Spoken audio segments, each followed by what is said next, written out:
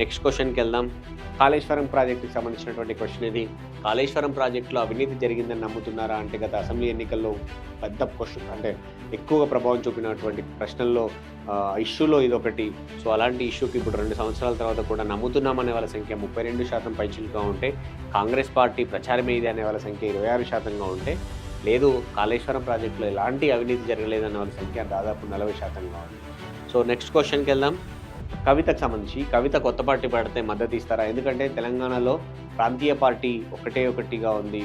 So అది BRS party, ఇటు Congress, BJP జాతీయ పార్టీలు. సో ఇంకొక ప్రాంతీయ పార్టీకి అవకాశం ఉంటుందా? అది కవిత పెడితే ఎలా ఉంటుంది? ప్రజలు స్వాగతిస్తారా? ఇప్పుడున్న పరిస్థితుల్లో కేసీఆర్ కూతురుగా కవితను చూస్తారా, లేదంటే తమకు ఇంకొక ప్రధాన రాజకీయ శక్తిగా గమనిస్తారా అనేది అయితే మనం ఇలాంటి ప్రశ్నలతో కూడినటువంటి శాంపుల్ సేకరించడం జరిగింది. సో అలాంటి వాటికి కవిత కొత్త పార్టీకి మద్దతు ఇస్తారా అంటే ఇప్పుడే చెప్పలేమనే వాళ్ళ సంఖ్య 32% పైగా ఉంది. ఇస్తాము అనే వాళ్ళ సంఖ్య 4% అయితే ఇవ్వము అనే వాళ్ళ సంఖ్య ఎక్కువ. సో టూ ఎర్లీ అనేది, ఇంకా కొంచెం టైం పడుతుంది, ఆమె అడుగులు ఎటువైపు పడతాయన్న దాన్ని బట్టి డిసైడ్ అవ్వాల్సి వస్తుంది అనేది అయితే ఎక్కువగా ఉంది. సో ఇది next question, final question. Congress పార్టీకి సంబంధించి ఈసారి స్థానిక సంస్థల ఎన్నికల్లో ఎక్కువ ఓట్లు తెచ్చుకుంటుందా?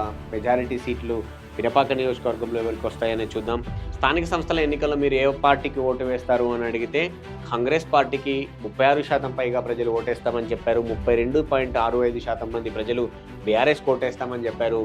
సో బీజేపీకి కూడా 12% పైగా ప్రజలు ఉంటే 18% పైగా ప్రజలు ఇండిపెండెంట్ అభ్యర్థుల వైపు ఉన్నారు. సో ఓవరాల్గా పిరపాక నియోజకవర్గంలో కాంగ్రెస్ పార్టీకి ఎడ్జ్ ఉంటుందని అయితే చాలా స్పష్టంగా కనపడతా ఉంది. సో పాయం వెంకటేశ్వర్లు పనితీరు ఎమ్మెల్యేగా విషయంలో కొంత నెగటివ్ ఒపీనియన్తో ఉన్న, అంటే ఇంకా ఆయన మెరుగుపరచుకోవాల్సింది ఎక్కువగా ఉంది అనే దానిలో ఎక్కువగా ఉన్నప్పటికీ కూడా ఓట్లు వేసే విషయంకి వచ్చేసరికి కూడా మళ్ళీ కాంగ్రెస్ పార్టీ అభ్యర్థులకు ఓటేస్తామనే వాళ్ళ సంఖ్య కొంచెం ఎక్కువగా కనపడతా ఉంది.